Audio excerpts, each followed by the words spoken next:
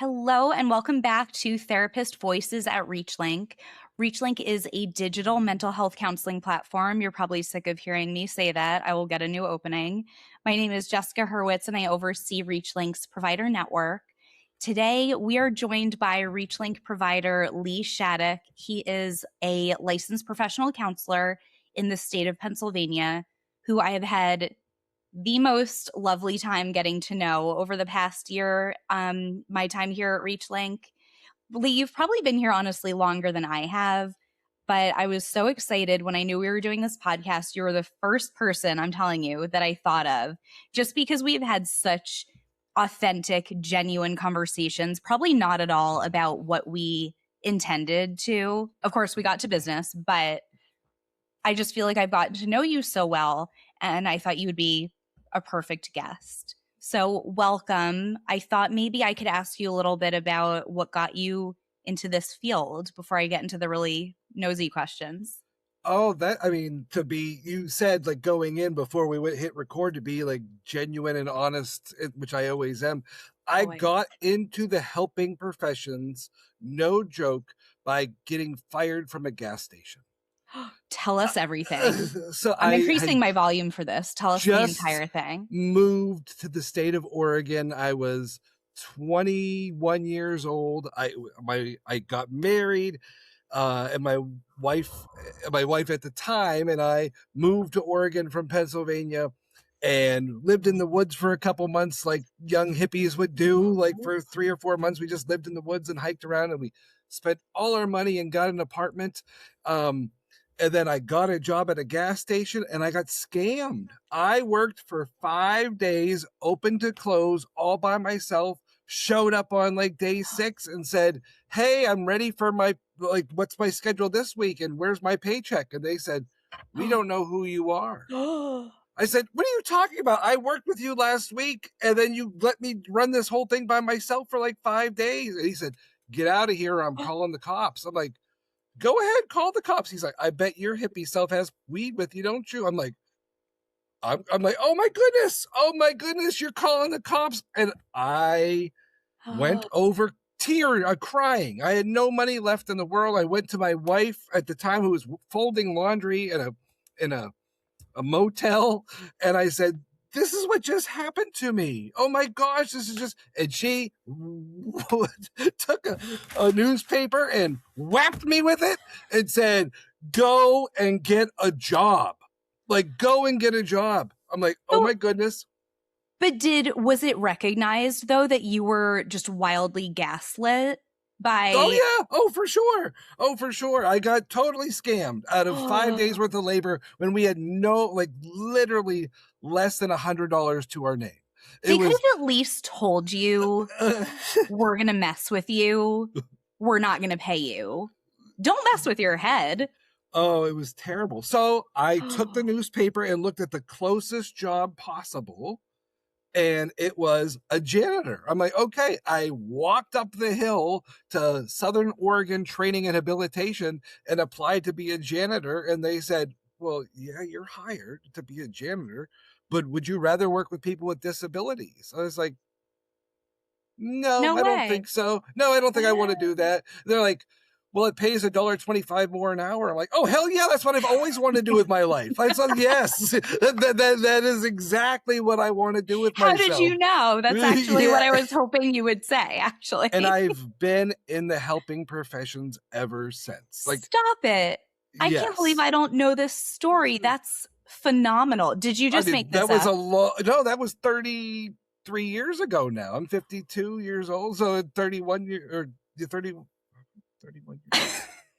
Me and math. Yeah, 30 years ago. So it was a long time ago. And so much has happened since then, for sure. I started working in group homes and things like that in Oregon. Then we got pregnant and moved back to Pennsylvania, and I finished college to go be a teacher.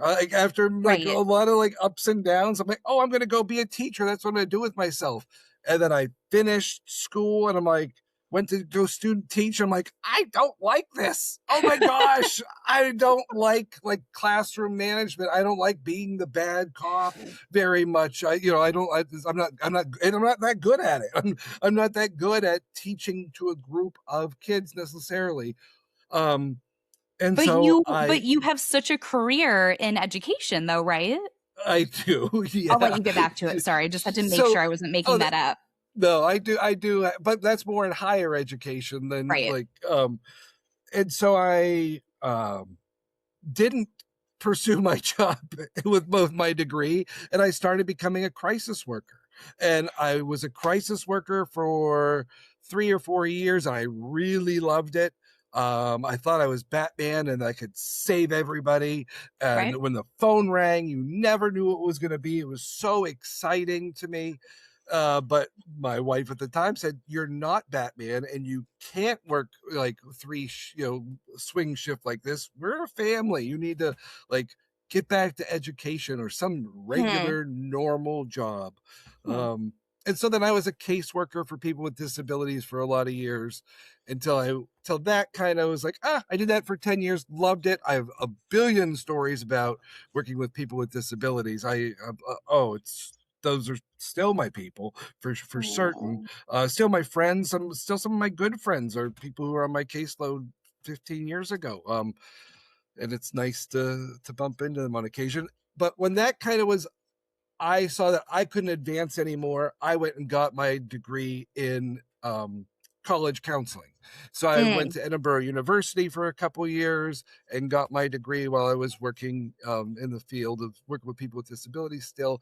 And then I got into higher education, and I worked as a counselor in higher education, counselor and adjunct professor sometimes. At Mercyhurst University and then Penn State for 14 years. And I just quit there a little bit ago to do this full time because I kind of felt that I had reached my full potential there and was ready for something different. And so now I'm doing online therapy as my full time gig. And this is about to sound very corny and maybe cliche, but we're so thrilled that that happened for you because I know in our talks over the year, we've talked a lot about your career, careers and what got you where. And I know that higher education was such a part of your life. And I also know you to be a very passionate person. So for you to, I mean, if I may be so bold, assuming that I know you so well, for you to make the move that, you know what, this is time. I'm going to leave this in my past and Mm-hmm. I'm going to be doing this video counseling full time. It was obviously to my pleasure because we get more of you and I know I could send clients to you and I'm just so happy. What was, if I may be so personal, what was that like? I know maybe you wanted to make that move for a while, but was that at the end of the day, making that decision, was it really easy or was it Oh, it was tricky? very difficult. Like I thought for a long time that you were going to carry me out of Penn State in a box. Like I thought that's what I wanted to do with my whole life, and I really parts of me still do, but like the changing just narrative, the way things are changing Right. in the country and higher education specifically, they're cutting back. I was safe, but I was personally safe as long as I wanted to be there. But Mhm. I saw an opportunity where like I could let other people keep their jobs and I could leave and be probably actually happier in the end. And so far I have been. And I know you actually very much mean that because I'm having a deja vu. You said that exactly to me months ago that yeah, that is just very selfless and Penn State's going to that's very cut Lee of you. they're cutting 30 people. I'll be number one because I don't really, my heart's not in it anymore. You're like, it's changed, it's different, and let me kind of evolve and grow myself. But it's been a little bit of a shake, because before Yeah. you had that regular routine and structure that makes it, what's expected. And now I'm floating a little bit. And sometimes you're like, like you could see how that makes people uneasy. Absolutely, absolutely. I always like new providers with ReachLink. I know you're not a new provider with ReachLink, but when they are new, I always like to make sure that they know that I know.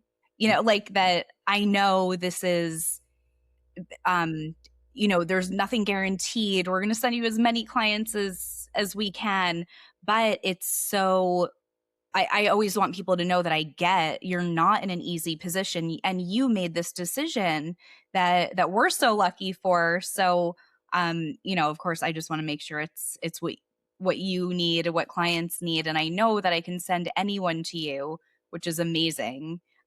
Do you feel like I know a lot of what's been going on in the world, whatever, current events, everything has had a bit of impact on your like previous life.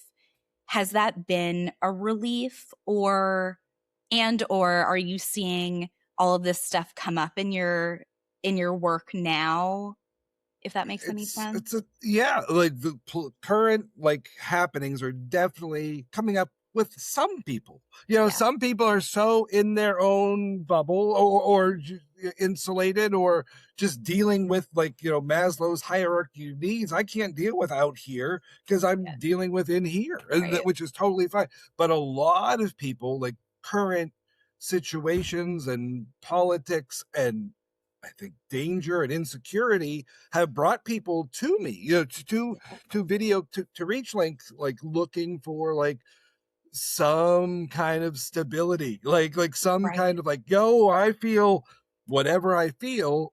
Am I crazy? Am I Like, good? Yeah. yeah, like, and a lot of people right now, I think, are like, what's real and what's not. Like that's for the first time ever in my existence. Like people are like, what's real and what's not.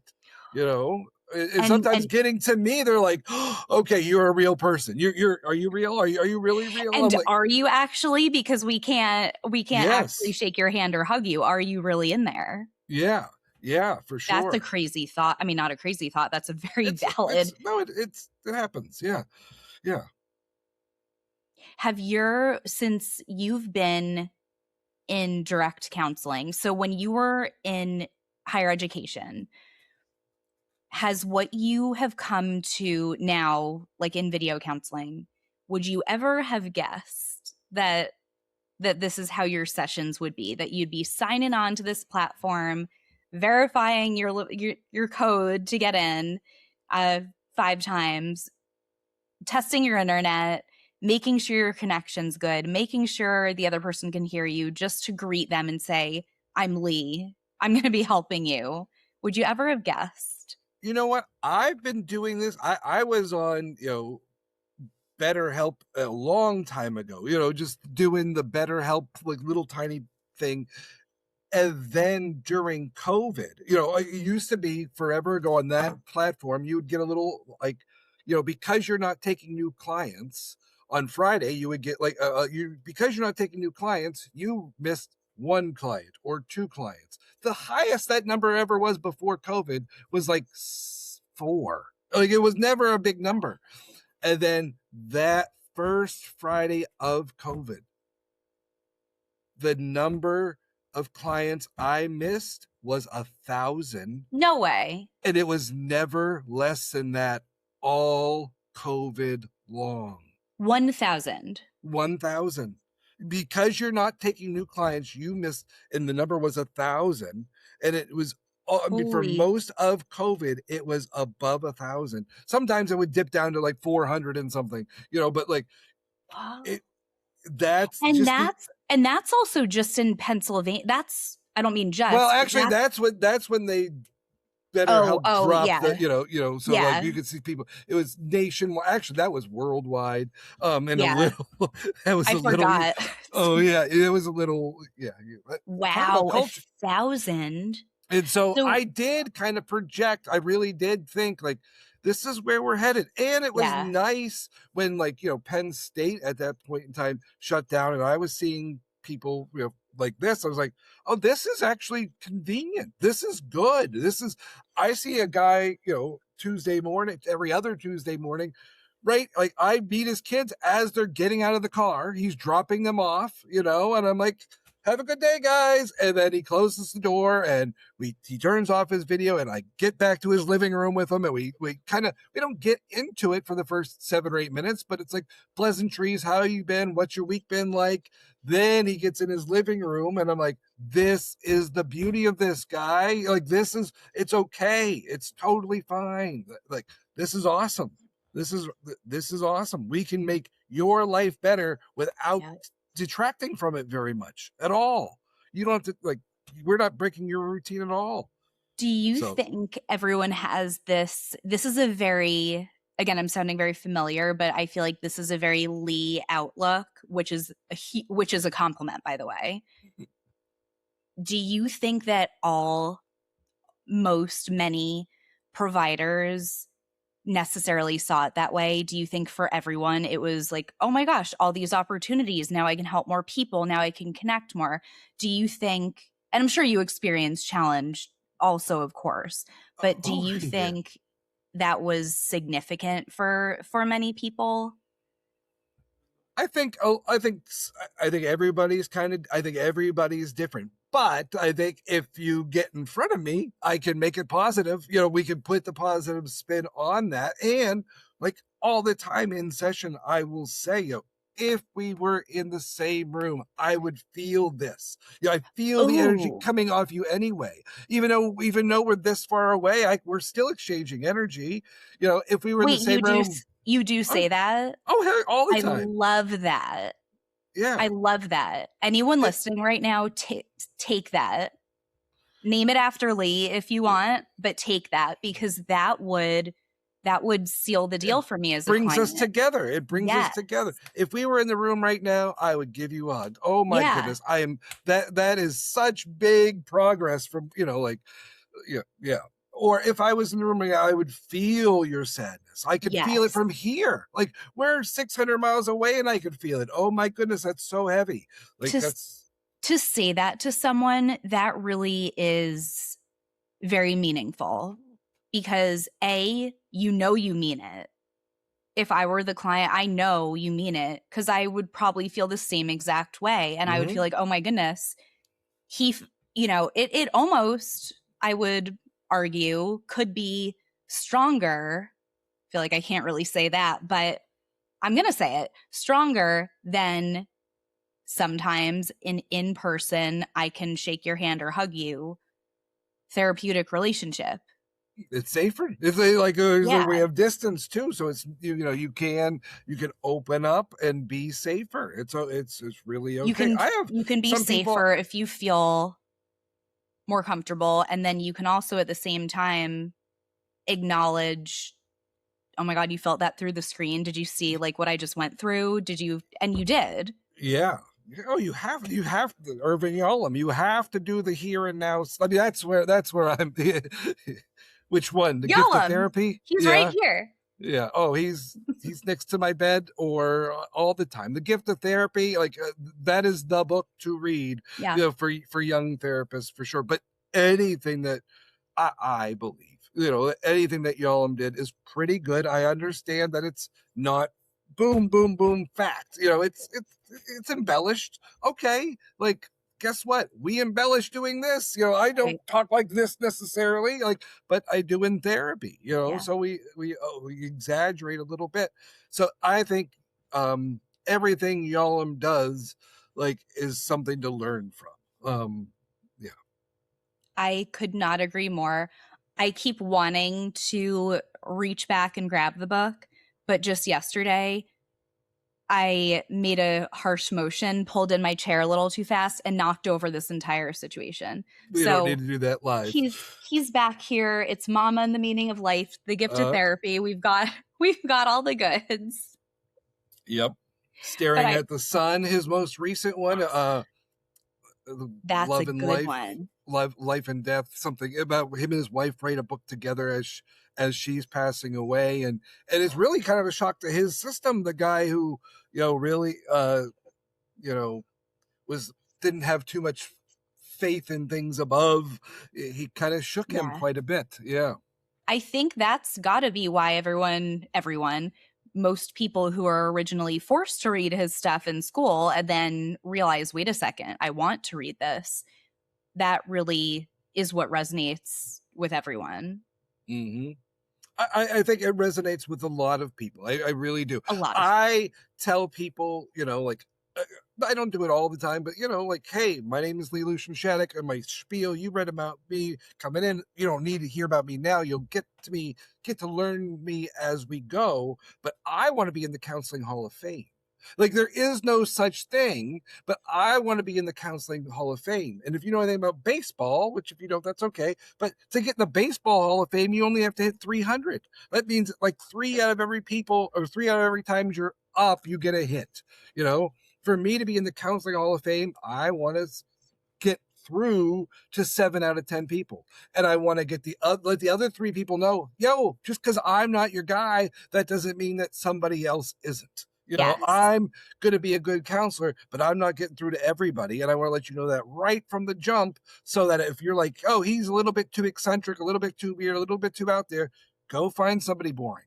I like that you're saying all this eclectic stuff about yourself, because before we came on here, I was, I feel like I know a lot about you already, but I wanted to take a look at your biography, your bio with ReachLink, because I was just so curious. Sometimes people have these bios, whatever I write about myself, chances are people who know me really well are like, what are you talking about? You're not, like, you don't do that. What do you mean? May I quote you? For sure. Eclectic, person-centered counselor who prides myself on the ability to quickly form a therapeutic alliance and maintain positive relationships with my clients to enact the changes they wish to see, get through rough patches, reach goals, or just be happy-ish. And I love that. Happy-ish. I don't need anyone to tell me to be happy, because, like, that's a lot to tell someone. Happy-ish. Happy-ish. That's the goal. Like, it's life, man. You're not going to be happy all the time. That's for sure. If you are, give me some. Like, but Right. like, And I don't know if I want to be friends with you if you're that's something's it's not, not you're authentic probably here. not grounded in reality then. But like, happy-ish, happy-ish. I was rolling with my nieces the other day, the little girls, and she went from being sad 1 second to like a couple minutes later being happy, and her little sister's like, why did you do that? I'm like, that's normal. That's okay to be sad. And like, what am I sad about? And maybe nothing, maybe just and then a little bit later, like, oh, my dog just made me happy. Like, oh, look at that. Like, That is yeah. the beauty, totally the beauty and confusion of children. Yeah. Wait a second, how are you all these things at once? Oh, maybe I could be all these things at once too. Yeah, that's we are. We're when you're doing this, I told you after this, I'm going to go do some hospice work next door with one of my neighbors, and talking to him, talking to my dad, talking to older people. We're the same people we were when we were little kids. We're the same people we were when we were little kids. Like, and I think understanding that, like, is very important. That's a hard thing to hear Mhm. and digest, and you're completely right. Words Yeah. of wisdom from Lee. They're coming in strong today. Yeah, that's so that I think my bio, I think I wrote that a long time ago, but I think it's true. I think it's like Oh, kind of what I aim for. Yeah. that's you. That's just what made me smile when I read it, that painted a picture of you. And I think that, it's hard for clients to call this number. Often, like with ReachLink, we work with a lot of EAPs, a lot of insurers. People don't always know where they're calling. Like, I know my insurance is this or my EAP is this. You're ReachLink. Who are you? Why are you asking me anything about about myself? You're supposed to match me with a therapist. And this amazing care coordination team that we've got, they do, I don't know how, they do this incredible job matching clients to therapists. And that's something that we've gotten a wild amount of feedback about that I don't know. I'm just not privy to, I guess. how these matches are made so well, but I really think it's a lot of clients being really open. You know, they're considering video counseling. That's different anyway. Maybe it's not different. Maybe they've never done counseling at all, but they're trusting this platform they don't necessarily know about to match them with someone named Lee who has a wonderful bio. They've read a couple other bios, and they're making this choice to show up on this video session and say like, "Hey, I'm here." And that is a big, really big deal for a lot of people, for most people. And I can imagine that you being the person across the screen is a very warm feeling to that person that may have been considering canceling all morning, or considering just not showing up, or considering saying, I'm not ready, because I've done that a million times. And I think that being greeted by you across the screen and hearing you speak and hearing you be warm and yourself is probably what gets your clients to come back. I mean, in addition to the work that you then do together. Yeah, and I think this platform honestly is perfect because I can tell people, hey, let me make, like, my job is to make you comfortable. I do that. I don't tell them that, but like I get them comfortable from the get-go. Yeah. Let me learn about you. Like, I'm so privileged and honored to do that. To hear people's stories is the biggest privilege that we can have, I think.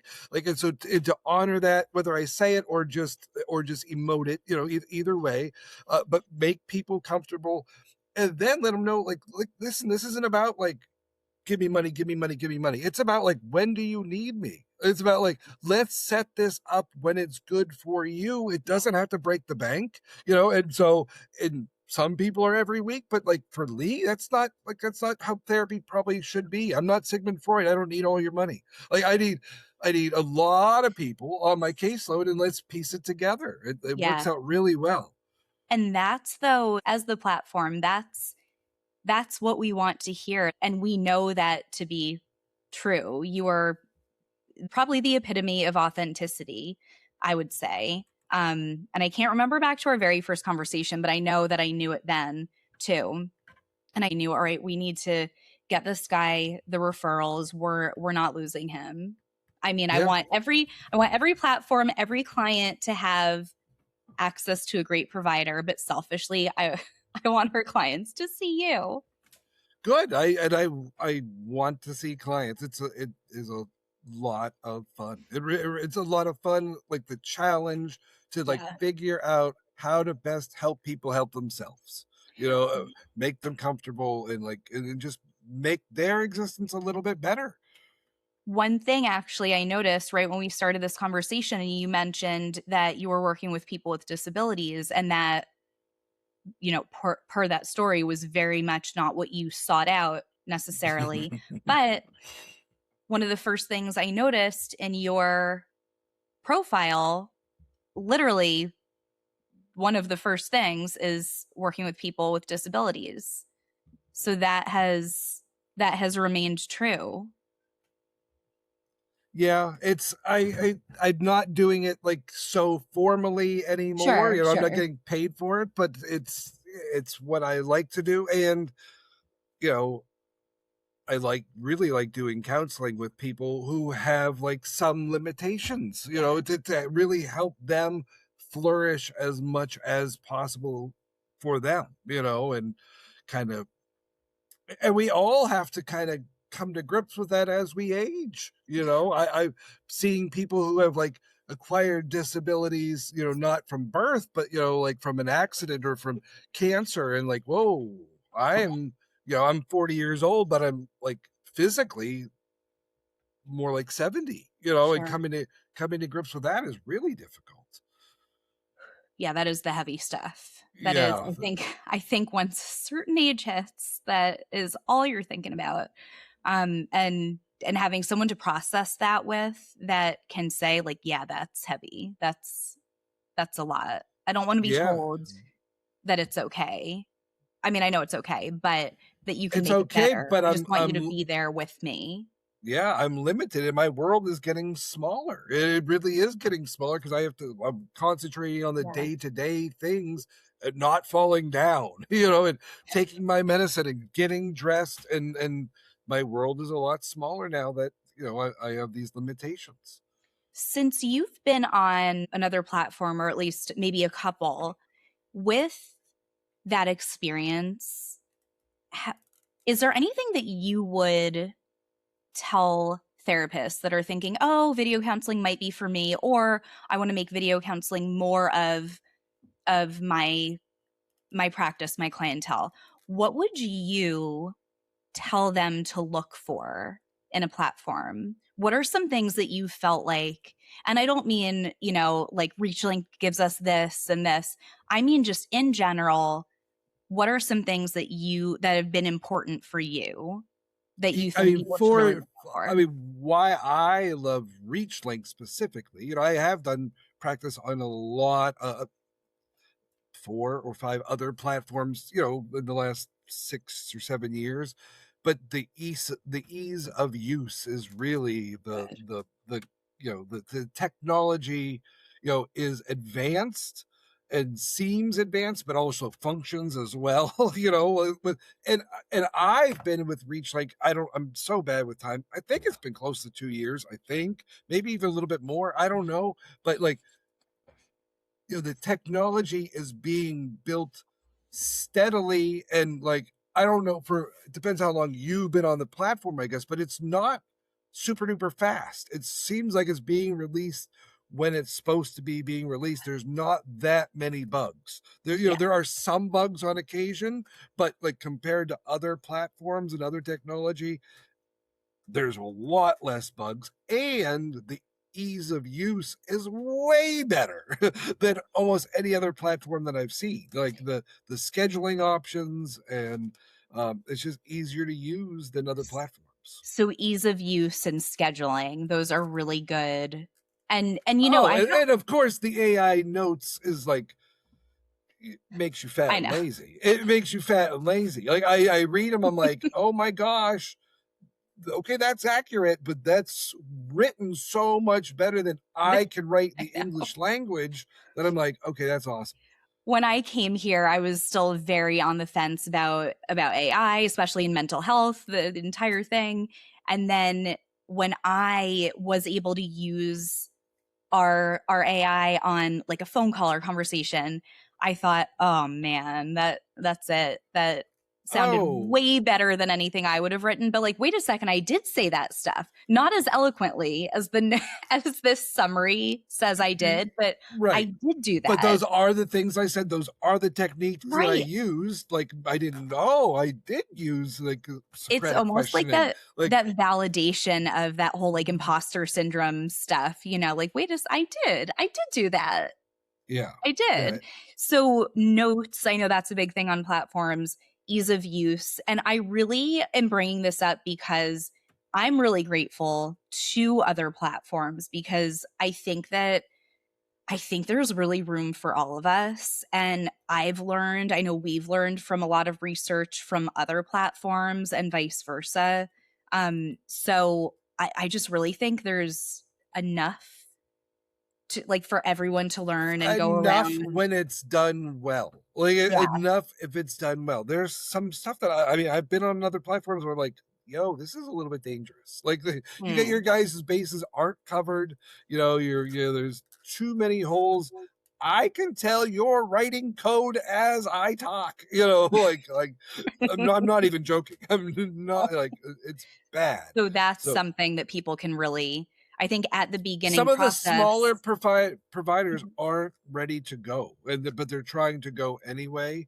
Um and, and so, yeah, So the and some of the bigger support. providers aren't, you know they're pocketing more money for themselves. Yeah. Like, Yeah. so it's finding that, which why I like Reach. Like, it's a good, a good medium for me. Like, it really Yeah. is. So ease of use, the technology, I'm thinking about providers that are maybe nervous about, and again, not necessarily ReachLink, any platforms thinking, oh gosh, do I do it? Could I? A lot of people saying, should I make this my full thing? Should I take that plunge? Those are really good things, I think, for people to think of that they don't necessarily think of before Yeah. until they've gotten onboarded and they're starting to see clients that they might think, oh, I should have asked this. And I mean, if you are thinking, like, if somebody is thinking about it, I would say do your homework. I Yeah. would say, like, be prepared for it to start slow. It Yeah. really does start slow. So you might want. I gave myself cushion. I gave a couple months notice at Penn State, and really did start slow and kind of stockpiled a little nest egg. So, and then the trickle starts, Yeah. so it can be a little bit unnerving. um and, like, you have to be competent. Like, Yeah. there's a lot of us out there. There's a lot of people who need counseling. Yes, there are a lot of people who need counseling, but there's a lot of us out there practicing. So Right. you have to, practice. You have to get your chops, and you don't do that sitting at your desk. That's You get absolutely your correct. chops by getting out there and having life experiences. Like, outside of this electric box, outside of the room, like going out and doing you, whatever that Yep. is, whatever that is, Going interacting to with your people. neighbors, helping where you, yeah. Yeah, doing hospice work, going for hikes, taking care of your dog, just living your life, whatever that is. Go Mhm. into it well, and then bring that into this room, and you'll be successful. And we'll all see it on this end. We'll know. Yes. Yeah. Oh, Y- yeah. Well, you have to be genuine, and you have to be good at the craft. Otherwise, There's yeah. there's nothing else, if I could ask for nothing else than a genuine, authentic provider. I know you've got the education and training. What you present, what you present is exactly what people want to see when they're connecting you with their clients. Do you think that now looking back after this conversation that I know I've brought all over the place, looking back at that jerk that gaslit you and held money back from you, do you in any way thank him a tiny? I thank the universe, and I don't thank that jerk who got me How over on about money. the next job? Maybe I thank him for saying, what about people with disabilities? Yeah, well, yeah, those I two like people who him. were like, "Hey, like, you can be a janitor. You're hired to be a janitor, but you seem to have a little bit. You have some education behind you, and you seem to have a personality." I'm like, "No, I just want to clean toilets, thank you." But it pays $1.25 more an hour. I'm like, "Oh, that's my Wait a life calling second. for sure. That's what I And want to then, do." yep. And you are that person. I'm thankful to whoever that person was back then who, Wayne and Jackie were those two people's names who I walked into the interview, who like gave me an interview in if they Southern are Oregon. listening, Yeah. we love you. Uh, Thank you for giving us Lee. Thank you for not yeah. letting him be the janitor and giving him to Yeah. us. Lee, thank you so, so much. I feel like there's got to be a part two because I have so many other things to ask you. Thank you for being here. We For will sure. talk soon because I want to send you all the clients. If you are interested in seeing Lee, any of our providers, please reach out, reachlink.com. Lee Shadeck, Pennsylvania, amazing therapist. Please reach out to us and follow along. Thank you so much, Lee. Talk to you Thanks, soon. Jess. Awesome.